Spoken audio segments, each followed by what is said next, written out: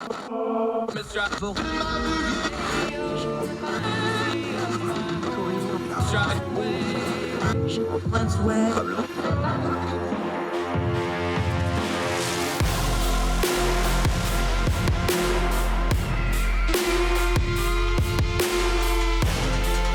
your host, Andrew Donaldson. This is Heard Tell. Welcome back to Heard Tell, folks. I'm Andrew Donaldson. Glad you're with us. We appreciate you giving us the most precious thing you have, your time. We're not going to waste a minute of it on this Tuesday, April the 5th, year of our Lord 2022 continues to roll on. We're enjoying spring. We hope wherever you and yours are across the street and around the world, we find you well and happy, and things are going well for y'all, because there's a lot of hot mess in the world we're going to talk about today. We're going to try to turn down the noise of the news cycle on a couple really important stories. We're going to go back overseas. Vladimir Putin isn't the only problem in Europe. Wannabe dictator Victor Orban, who's also a darling of some certain media on the right in the United States of America, won a re-election. We're going to talk about what that means. Also, we always try to end on a little bit of an uplifting note. An Irishman with terminal cancer travels from Ireland all the way to the Poland-Ukraine border to make sure aid that he personally fundraised got there. We'll talk about that incredible story in just a little bit. Also, the votes are there for Judge Jackson to be confirmed to the U.S. Supreme Court. We'll review the Republicans. We figured there'd be a couple at least. There's going to be at least 3 of them. We'll review that part of the story here in just a minute. Also, one of our favorites, she's back, Sarah Stook, historian, friend of ours over at the UK. She writes in electionsdaily.com, our good friends over there that does a lot of election work, but she does these wonderful history pieces. She's currently knee-deep in a series on the first ladies of the United States, their roles, how it's kind of unique, how it's not an official position, but has a lot of official capacity to it. We're going to talk first ladies of the U.S., some wonderful history, give us a break from some of the breaking news and current events of the day with our friend Sarah Stook. Always enjoy talking to her. Great stuff. I learned some things I didn't know either. Sarah Stook on the program. She'll be our guest in just a little bit. But first, the pressing matter of our day, Russia's illegal war of aggression against Ukraine, Vladimir Putin leveling cities, murdering civilians, killing people for his own bloodlust and glory. The President of the United States, Joe Biden, we're going to read from the Washington Post, but you can find this all over the place. President Biden on Monday joined the chorus of world leaders who have said reports of mass killings in the Kiev suburb of Bucha constituted a, quote, war crime. He used that term, vowing to hold Russian President Vladimir Putin accountable for the apparent atrocities in the Ukraine. The president remarks bolstered the global furor over gruesome images from Bucha that showed mass graves and bodies strewn in the streets, some with their hands tied behind their backs, several with gunshot wounds to the head, following the withdrawal of Russian troops from the region. The Kremlin dismissed the allegations as Ukrainian subterfuge. While Russia's military continued bombarding Ukraine's southern coastline, moves in line with U.S. intelligence assessment that Putin is focusing offensive operations on the south and east rather than the entire country, and a new phase of the war likely to play out over months or longer. Let's pause here real quick. We talked about this on the program already. This is going to be a long war. He's not going to get Kiev, so he's going to focus on that land bridge that he wants to Crimea, which they invaded in 2014 and took over. They call it an annex. They invaded Ukraine and took over part of Ukraine, which Crimea was a part of. This Ukraine war has been going on ever since then. It just got ramped up when they did this invasion. Again, this doesn't have anything to do with NATO or anything else or any of the propaganda you hear. This has everything to do with Vladimir Putin getting more power. They want those ports on the Black Sea.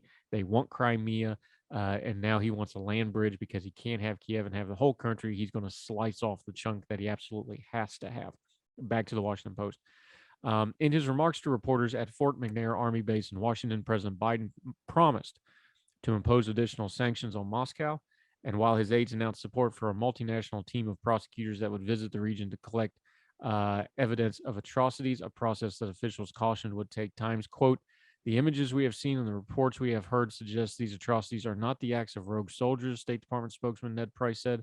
They are part of a broader, troubling campaign. Other sanction efforts continue apace, where the U.S. and Spanish authorities seized a super yacht owned by billionaire Victor Veckelsberg as part of a wider push to drive the financial elite close to Putin. The United States has also planned to push for the suspension of Russia from the UN Human Rights Council. UN Ambassador Linda Thomas Greenfield said on Monday the suspension will require 2/3 votes of the 193-member General Assembly and is a move reserved for countries that persistently commit systematic violations of human rights. It goes on to talk about Britain is with us on this. France and Germany expelled scores of Russian diplomats on Monday over the horrific images. Proponents of tougher sanctions say they fear that without them, Kremlin might be willing to carry out a longer battle to pummel Ukraine's leaders into submission. Let's stop there. The plan all along has been to pummel Ukraine into submission. This is not a military campaign. They're fighting the Ukrainian military, obviously, but they're focusing on the cities. This is the roadmap that they laid out in Georgia. This is the roadmap they've laid out in Chechnya. This is the roadmap they did in Syria. They're going to level cities. They're going to destroy them to rubble. They're going to kill civilians. They're going to rape, plunder, and pillage and destroy to get the population to bow the knee to Russia. Remember, the point of this invasion is not just what they say it is. It's because they think Ukraine should be a part of Russia. It should be one and the same. Vladimir Putin has said this plainly. They had this big Nuremberg-like rally in Russia just a few days ago that we covered, where they chanted it and sang it, Russia, Ukraine, one country. They don't mean it in a good way. They don't mean it in a merger. They mean it as a hostile takeover. Putin said the Ukrainians don't have any national identity. They're not a real country. Word for word, he said, they're not a real country. They should be part of Russia. They've always been a part of Russia, but they're not, and they're paying for it in their own blood right now. I completely support our president in calling this what it is. These are war crimes against the people that are suffering, and we should call it what it is. This is World War II evil level stuff.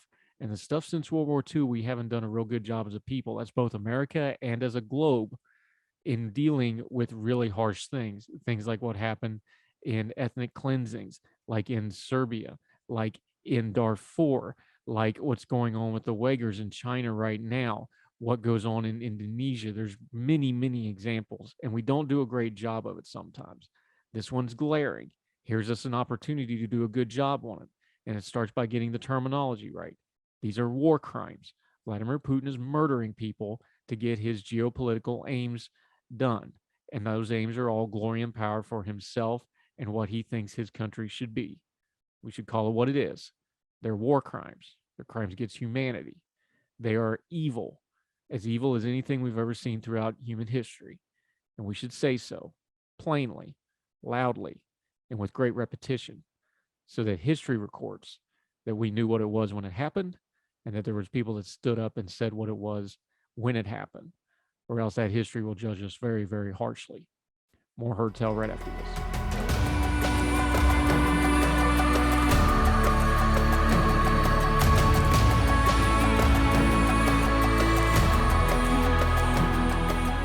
Welcome back to Heard Tell. I'm Andrew Donaldson. Let's go back overseas. It's not just Putin that's a problem in Europe. Victor Orban, we've covered him on the program before.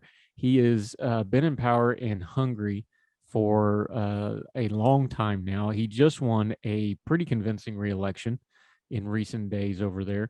Orban is one of those guys we have to pay attention here, because there's certain folks on the right in America, especially the national conservative right, and folks like that who really want to hold him up as a model. He should not be held up as a model. He puts things like family values and Christianity and other things in front of some really not good and questionable stuff that he does. He's cracked down on the freedom of press. He's cracked down on the freedom of speech. There is all kinds of accusations of corruption. There is all kinds of accusations of how he has worked the election system to make himself pretty much unbeatable in elections, which look like it played out here. But there's also plenty of people in Hungary that support him, so let's not overblow it here. He is very much somebody who is at best problematic, and at worst somebody who could do some real evil in the world if he got enough power to do so. So let's get a little perspective on this. We're going to go back overseas. Timothy Garton-Ash is writing in The Guardian, and he puts it this way. It is a bitter irony that just as we learned some of the worst atrocities in Russian President Vladimir Putin's war of terror against Ukraine, Putin's closest ally among EU leaders, Hungarian Prime Minister Victor Orban, is reelected partly because he turned that very war to his own political benefit. I'm reading from The Guardian again. As well as exploiting all the advantages he has already built into a heavily rigged political system, such as gerrymandered constituencies and overwhelming media dominance, Orban won by telling Hungarians that he would keep them out of this war and that their heating bills would stay low due to his sweet gas deals with Putin. In his victory speech, the Hungarian leader listed the opponents is in quotes here, he had defeated. Listen to this list very carefully. They included the international media, Brussels bureaucrats, and the Ukrainian president, Vladimir Zelensky, who has criticized him fiercely for his opposition to the weapons supplies and further sanctions that Ukraine desperately needs. So he tells us exactly who his enemies are, and friend Putin has hastened to congratulate him on his famous victory. If the Hungarian six-party opposition coalition led by the Marquese, I hope I'm pronouncing that right, has won, Hungary would have become a staunch Western ally in the face of Russian aggression, as other Central European countries such as Poland and the Czech Republic are proving to be.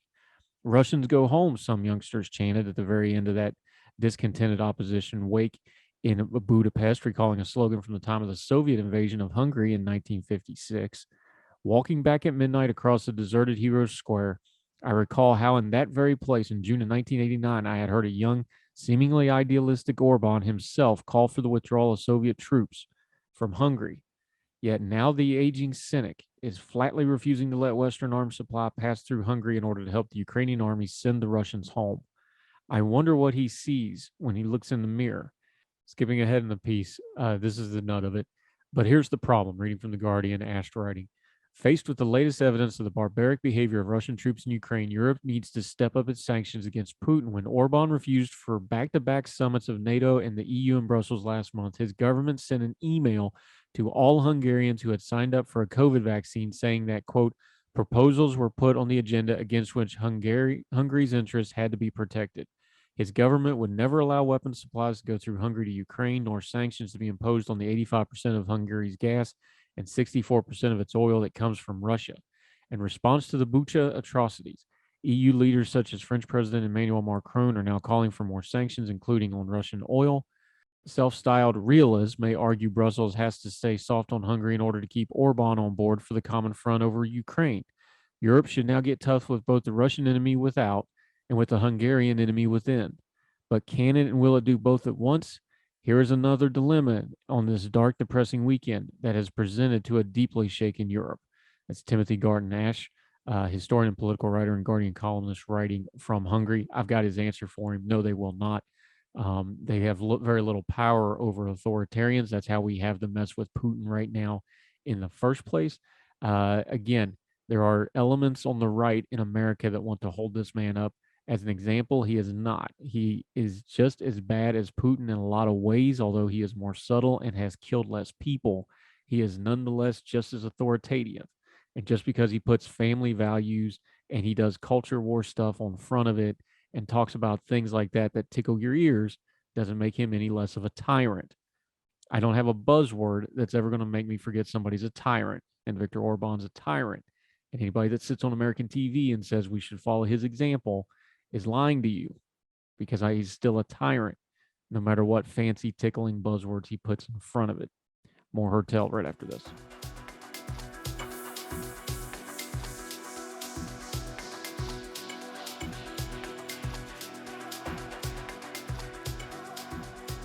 Oh, she is back.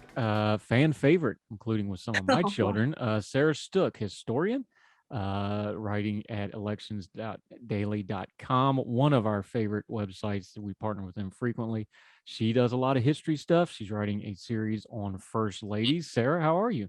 I'm good. Thank you for having me on again. Thrilled to have you back. Thrilled to be talking about this topic because I find it so interesting. Put a little context on it because, of course, you're over there in England. US's system of government is unique in a lot of ways. How does the role of a first lady play into that? Because they're not elected to office. They don't really have any actual power. And yet when you go through history, they have a ton of influence. They have a lot of state functions as far as representatives of government go, as we'll get into with some of these stories you're going to touch into. Just compared to other countries, the status of the American first lady, what is it and how does it come across? Well, it's definitely different to here. You know, the spouse of the Prime Minister doesn't really get much attention. I mean, our current spouse, Carrie Johnson, gets quite a lot of press because she's seen as a bit interfering rightly or wrongly, and she's nicknamed Carrie Antoinette. But yeah, in America, it's so different. You've got first ladies who were very, very political, like, Hillary Clinton. And then you've got first ladies who use their role as hostess to a T, like Dolly Madison. You can so many ways. And if you've got the ear of the most powerful man in the country, you can use that. And they're there to be the nice face. First ladies have much better popularity ratings than their husbands generally, because they don't get into the nitty gritty. It's a lot easier for them to be popular. However, I think that's less true over the years, as I think first ladies have become more emboldened to be political, as have women overall. Yeah. You mentioned her, so let's just start right there. Dolly Madison, kind of the first, I don't know, call superstar, but certainly one of the ones that actually got a little bit of legend around her for a couple of various reasons. How much of it is true? How much of it is historical? How much is it myth and legend, the things she did? Of course, we understand the time period she was in. Talk about Dolly Madison for just a minute. Well, she was a pretty phenomenal woman. She wasn't, political, like Abigail Adams had been before her or anything like that. But, she used state functions well. She was an incredible hostess. She knew who to put together at meetings, who not to put together. Everybody liked her because she was just so good at hosting. And that played a favourite for her husband, because he might be unpopular for political reasons, but as long as she shines through, and that's what she did. And that really helped the administration. That time period, the early founding fathers, let's talk about those early White Houses, though, because they didn't even really have a White House. You talk about Washington, Adams, Jefferson, the early presidents. They were really making this up from scratch. Washington, of course, had to, the 2 terms gets really famous, but he had to do all of this from whole cloth because there was nobody before him. Adams did a lot of writing about what the presidency should and shouldn't be. He felt the weight of history being the second one. Talk about that, though, because with the first ladies, it's the same thing. They didn't really have a template those first 3 or 4. They're making it up as they go. And then when they actually did get a White House, they kind of understood that they were setting a protocol for something, didn't they? Yeah, well, they were just sort of following what their hosting duties would have been in high society, in LA, Philadelphia, and New York. And perhaps, those who are a bit more worldly saw, the French courts and the English courts. Obviously, it wasn't as ostentatious due to America's disdain for royalty, but they were just following what their mothers and grandmothers and women across the world doing. So the president didn't know what his role was. The first lady certainly didn't know what hers was either. When did it start to change and get more formal? Because you're up through the antebellum time period now. You're getting ready to get into sort of the Gilded Age, industrial age of the country. When did it become more formalized and go from, something we would recognize in a period drama as just the hostessing duties to something a little more refined of, hey, this is basically an extension of the function of state, and it kind of became its own unique American thing? I think Dolly Madison definitely started that trend. That's when people started to notice the First Lady, even though that term wasn't in use when Mrs. Madison was around. She was the one who really said, okay, this is how you do it. This is the etiquette. This is where people sit together. She was definitely more of a hostess than her predecessors. I think, Jefferson's wife had died, so it was his daughters that helped. Abigail Adams was a bit more of a blue stocking. And Martha Washington was, she was no means sort of a country bumpkin, but she was more of a planter wife as opposed to a sort of social elite worldly type. So Dolly Madison, I think, put the practice in as we understand it today. So where did the term, talking to Sarah Stook, historian and writer and good friend of the program, been on many times, where does the term actually come from, First Lady? Because that's kind of a unique term. It's been used in other areas, obviously, but when did that become the nomenclature for the president's wife or the president's spouse? I think it's definitely within the past, century. I think, it was a term. It would be presidential spouse, or I think it was Martha Washington wanted it to be Mrs. Presidentress, which didn't really catch on, as it shouldn't, because it's not a very snappy title. So it's definitely sort of a new thing. Like, it wasn't called the White House until, Roosevelt's time, for example. It's sort of a new vernacular, like first family, first child, even first pets. Yeah, you'll probably have to do a pet one of these at some point too while you're at it, because there's some good stories with that. Talking to Sarah Stook. Okay, you mentioned the elite. You mentioned France. we actually had not a first lady, but a first lady and everything, but name Elizabeth Hay, one of the Monroe children, very francophile or whatever that fancy term for that is, to the point went to school with one of Napoleon's stepchildren and actually ended up moving to Paris and living the rest of her life in France. But she served as the de facto first lady and hostess of the White House. That's a pretty interesting story. What happened there? Well, like you said, educated in France, brought, French je ne sais quoi to the White House, which, isn't always popular, especially when she was acting like royalty, which again they didn't appreciate.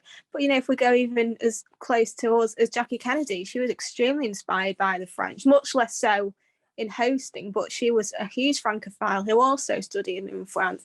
So I think the old world definitely influenced the new world when it came to hosting. Sort of, oh, look at us, we are worldly, this is how the Europeans do it.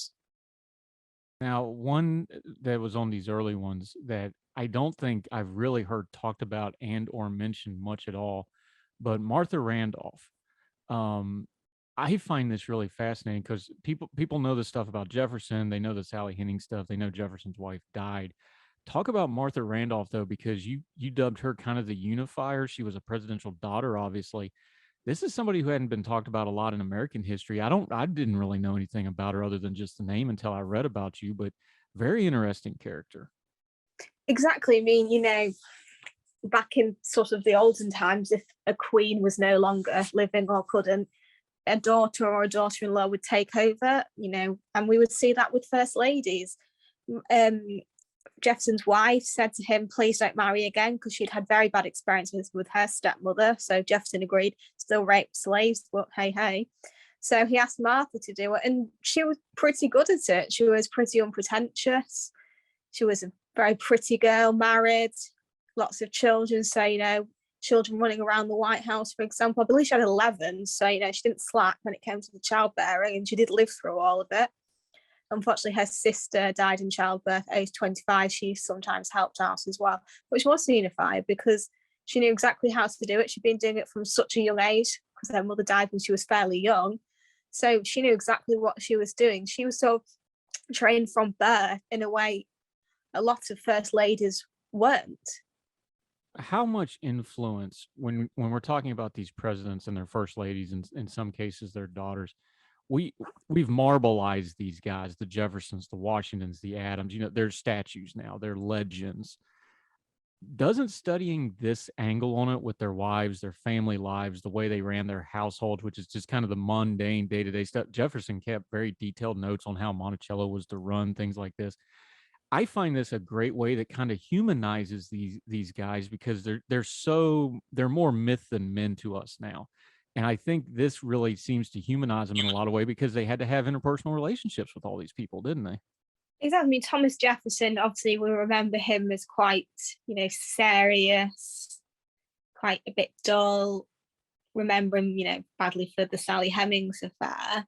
But, he did love his wife. He didn't actually marry again, which he said he wouldn't, though you can sort of skirt around how he also skirted around that. But yeah, he was a human being. John Adams, was very, a bit of a pompous idiot who very much liked himself and didn't get on with others. Adored his wife, Abigail. In France, he refused to take a mistress like most of the French did, saying, no, I've got Abigail. He listened to her ideas, also didn't always agree with them because time period, her feminist ideas probably weren't too popular, but he did love and respect her.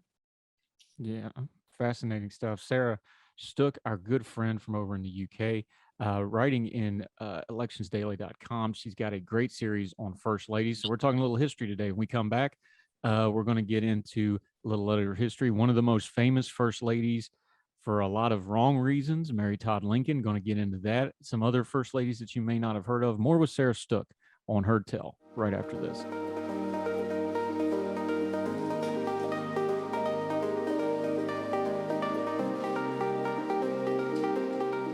Welcome back to Heard Tell. We're continuing our conversation with Sarah Stook, our good friend over in the UK, historian, writer. She's writing about U.S. first ladies. Okay, just the dichotomy of it is amazing because we mostly think of Lincoln as our greatest president or one of the greatest if he's not number one. But poor Mary Todd Lincoln, may have been one of our most troubled first ladies. She was a great burden on the president for a lot of reasons. They still had their tender moments, as you did, but she had a lot of trouble. There's probably a mental health component to a lot of that. She had a lot of tragedy, even in the White House. It's just amazing that one of our greatest presidents at the same time, on top of a civil war, had this absolutely tumultuous home life with his wife. I think she's very sort of cruelly remembered as Lincoln's crazy wife. There was an episode of Glee where one of the characters made fun of Mary for being bipolar, which I remember was very controversial. This was like a decade ago, so I can't imagine it would be done now. She, definitely had some problems. Also, we can't be armchair psychiatrists, can we, and say, okay, yeah, she definitely had this or that. But she was a very troubled lady. You've got to think of the time where mental health was extremely poorly understood. Women were just seen as hysterical, so everyone thought, oh, she was just a bit of a hysterical woman. And it's quite sad, really. She was a very intelligent woman. She was a very loving wife who was devoted to her husband and her children. But history remembers her as, oh, yeah, she was put in a lunatic asylum. No, she was living with the Civil War just as much as her husband. She had family fighting for the Confederacy, even though she was a firm unionist and much more of an abolitionist than her husband was. So we remember her very cruelly, which is quite a shame. And I think very good portrayal of it was Gore Vidal's Lincoln, a 3-part series, which you can find on Amazon UK. And it's Mary Tyler Moore plays it, and she's fantastic. And we see a lot more of Mary and understand her feelings and her motivations. She had some legitimately tragic stuff go on. You talked about her family being split during the war. She suffered from chronic migraines. She was involved in a carriage accident, which may or may not have affected her physical health, probably did with all her other ailments. She had children dying. Of course, Lincoln was assassinated. That just broke her in a lot of ways. She had more on her than just about any human being could probably take anyway. How should we view her? I know you say it's probably unfair because history's like that, and Lincoln is so great. It's probably, part and parcel with Lincoln being so great that, he's flawless to a lot of folks. How should we present somebody like Mary Todd Lincoln? Because she's an important figure in history, because she steered his early career. She steered him away from going out west and doing politics out there, which probably would have not let him be president down the road. She's an important figure in history. How should we view her, do you think?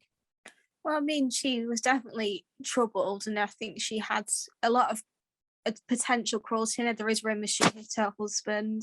There's the famous event where she screamed and yelled at a general's wife who'd dared to ride next to her husband, and the poor lady was reduced to tears. So yeah, she definitely had, capacity for some cruelty, but whether that was mental illness or she just had that streak in her. Lincoln said, she used to be a very loving, happy woman. So unfortunately, I think, age and tragedy embittered her. But, like you said, she steered his career. She was an abolitionist when he certainly wasn't. His was more for pragmatism than moral reasons, especially at the beginning. And yeah, she's not just some, crazy lady who's just in an asylum by her own son. Nowadays, hopefully, she would have much better help. And I think as a society, we're a lot more understanding and forgiving of that. From somebody who was very troubled to somebody who was complicated and adapted, I found, when you wrote about it, a president we don't talk about a whole lot, Rutherford B. Hayes, his wife Lucy. We talk about, nowadays we use the term activist a lot.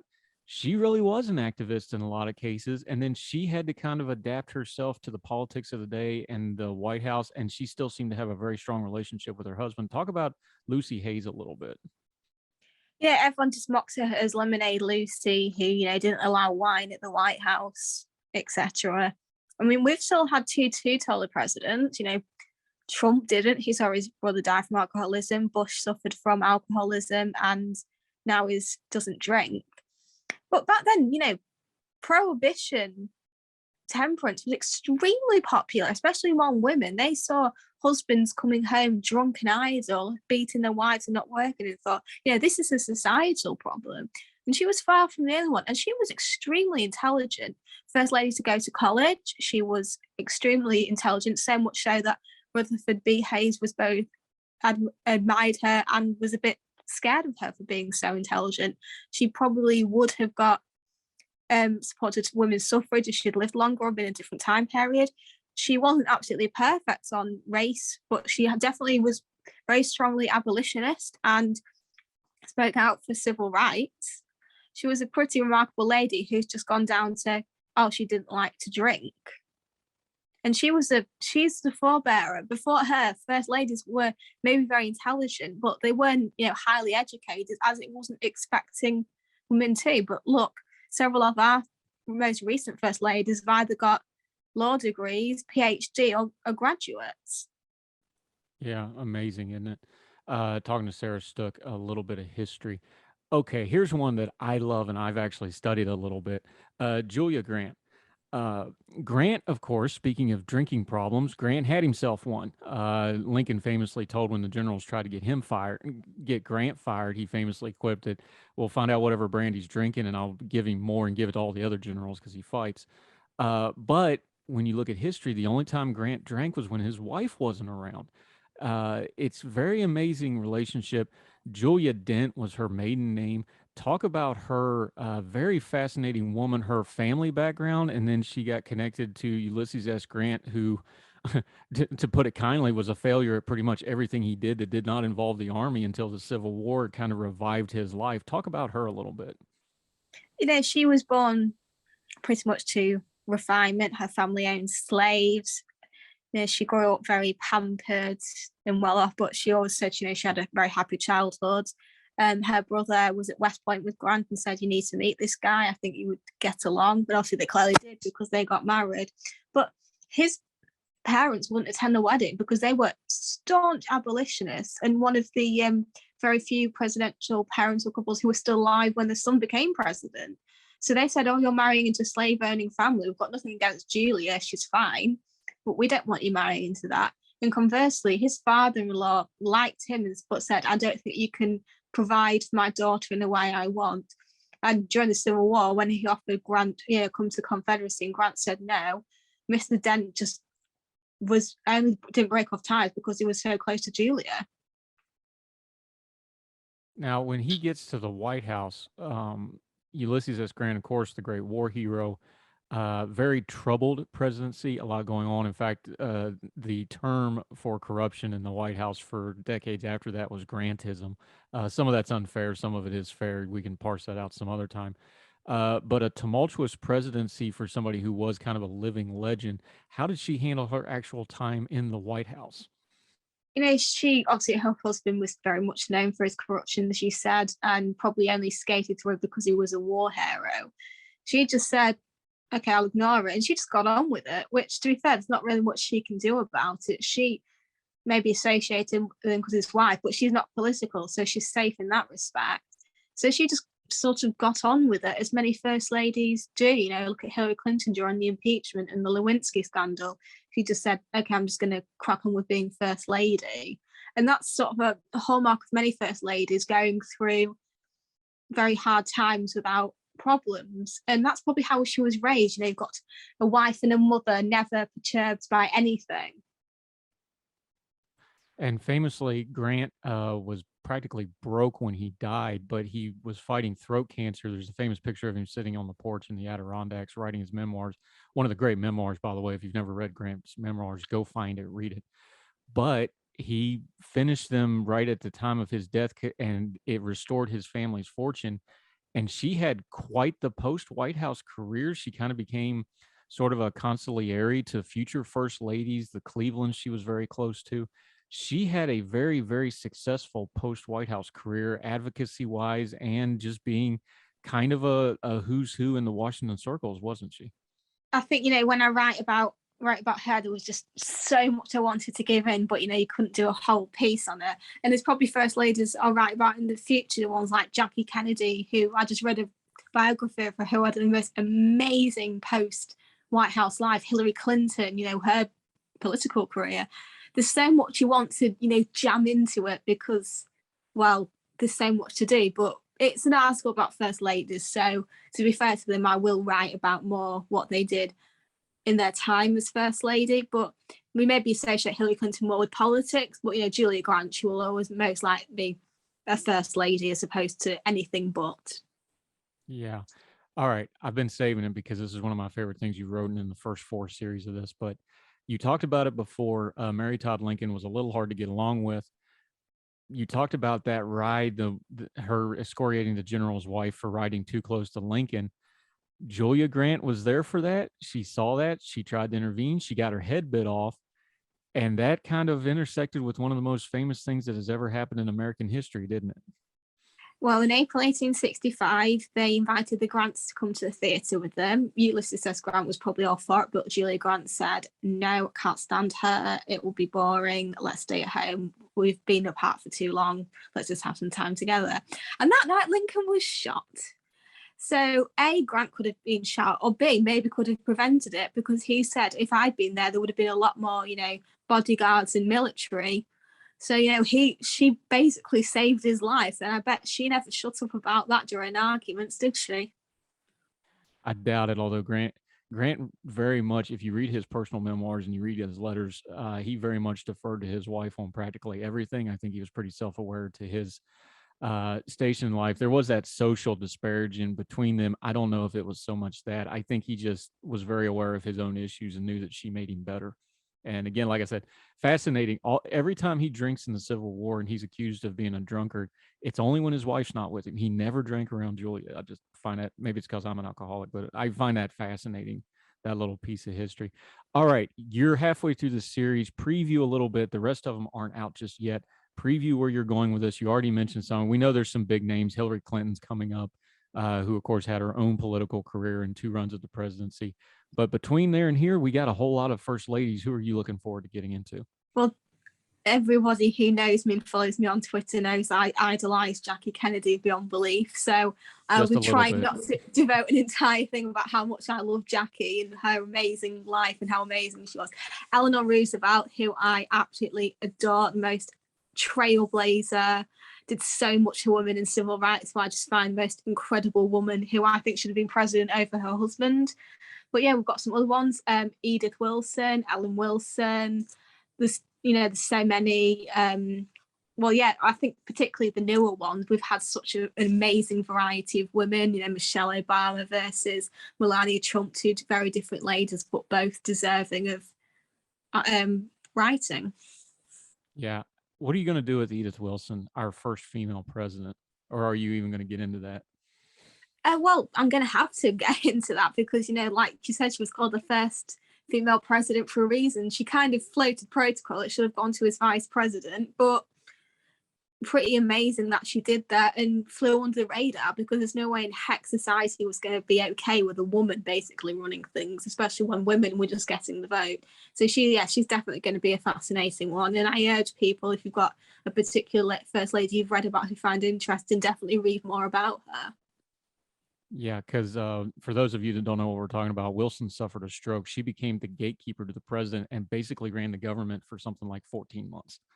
And nobody seemed to stop it, which is just fascinating. I can't wait to read your writing about it. Sarah Stook, you do great work. We love having these little history interludes on the program.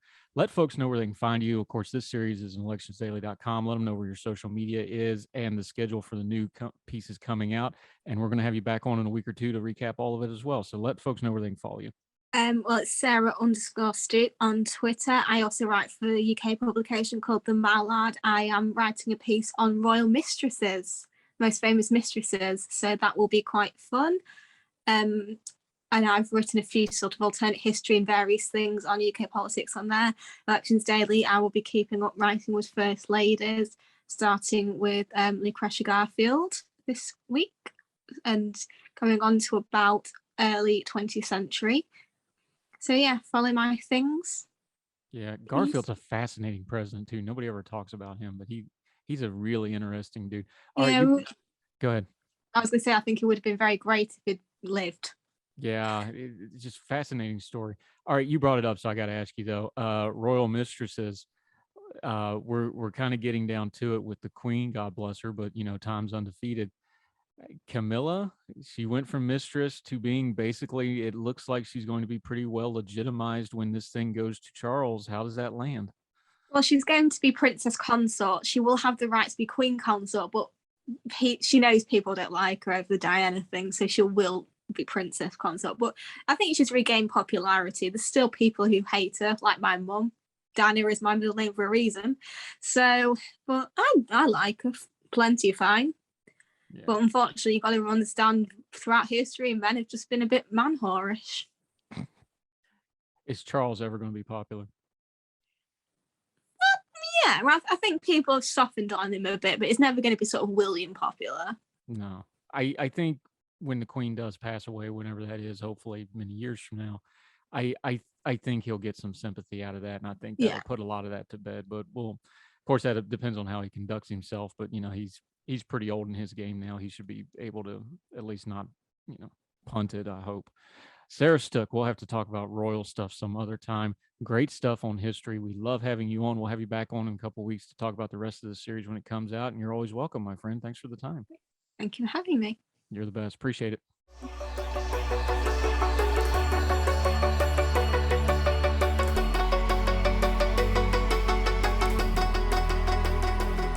Welcome back to Heard Tell. Quick note here.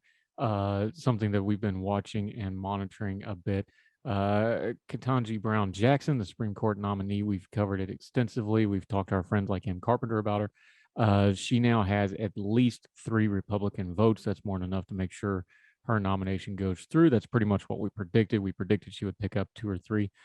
So far, Susan Collins, Lisa Murkowski of Alaska, and Senator Mitt Romney have come out and said they will vote for her. Assuming the Democrats get all 50 of their Senate votes, that would be a decent margin as these things go. At least won't be tied or less. So as predicted, she will sail through. Her nomination for the Supreme Court will go through unimpeded. Again, this was one of those things you just needed to turn down the noise on. She was going to get confirmed. There was no major red flags here. There was nothing that said she was not qualified. She was qualified. There was machinations in the hearings. They wanted to bring up the sentencing of certain people for things like child pornography and other things. I would encourage everybody to just read those things yourself. We've covered them here. We've covered them in ordinary-times.com. We've actually pulled up some of those rulings if you want to read them. You need to be careful with the noise on these things. So you get things like Senator Josh Hawley, who desperately wants to be president but never will be, railing about her giving easy sentencing guidelines to folks. Of course, you can go back to when he was in positions like that and also gave out easy guidelines when he was an attorney general and a district attorney and things like this. These things go deep. Don't just go after the buzzwords. Don't just go after senators sitting on a dais railing against people who can't really fight back because they're sitting up on the dais, and the person trying to get confirmed is just trying to get through the hearing so they can get on their seat and get on with their lives. These things have become dog and pony shows. Nothing really important happens in them. It's all theater for fundraising and these sorts of things. We should find a better way to deal with our judicial nominees, but that's not what we have right now. We have a government that likes to do kabuki theater, especially when it comes to the United States Senate.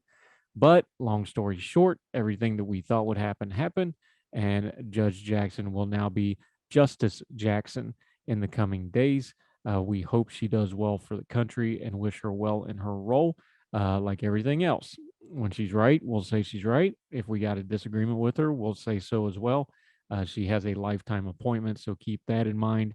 But she is going to be a justice on our Supreme Court, and we wish her nothing but the best because that's what's good for the country. We'll see how it goes. I'm sure we'll disagree with her on some things. I'm sure we'll agree with her on others, and we will keep our bearing either which way. More Heard Tell right after this.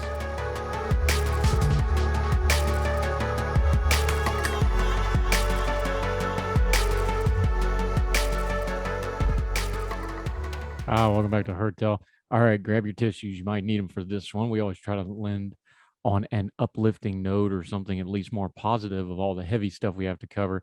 This one is an amazing story. Going to the Independent out of the UK. An Irishman living with terminal cancer has made his way from County Cork in Ireland to Ukrainian border with a truckload of aid.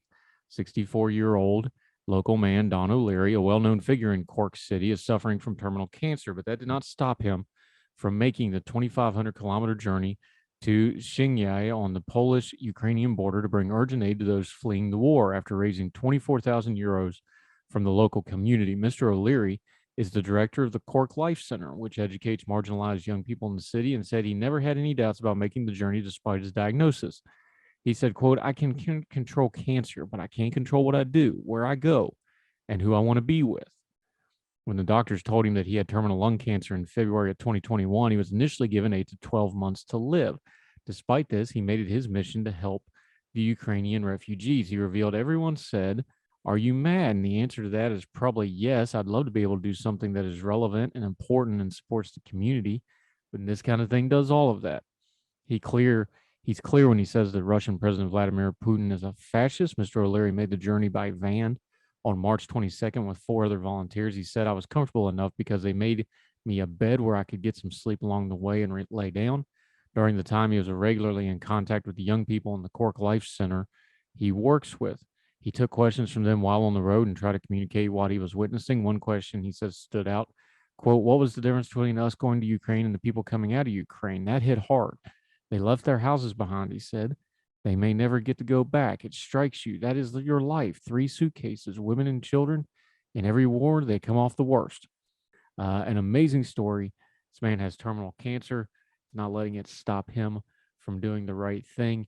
There's other stories, other people in Ireland that have drove all the way to the Polish border, taking aid straight there. These stories are all over Europe. Of course, here in America, folks are doing fundraising and putting things together. Humanity wins out, and the best of humanity shines in the dark hours like this, especially in a conflict, like what's going on in Ukraine. That'll do it for Heard Tell today. So glad you were with us. We so greatly appreciate you. We always want to make sure we take time and tell you thank you. You're giving us the most precious thing you have. That's your time, and we're never going to treat it lightly. We're always going to work hard to make your time worthwhile here. That's why we try to turn down the noise of the news cycle, bring you knowledgeable guests, bring you folks the things you actually want to hear about, things you want to know about, and try to do our very best to give you a good show. Until we see you next time, we hope you continue to subscribe and share our program.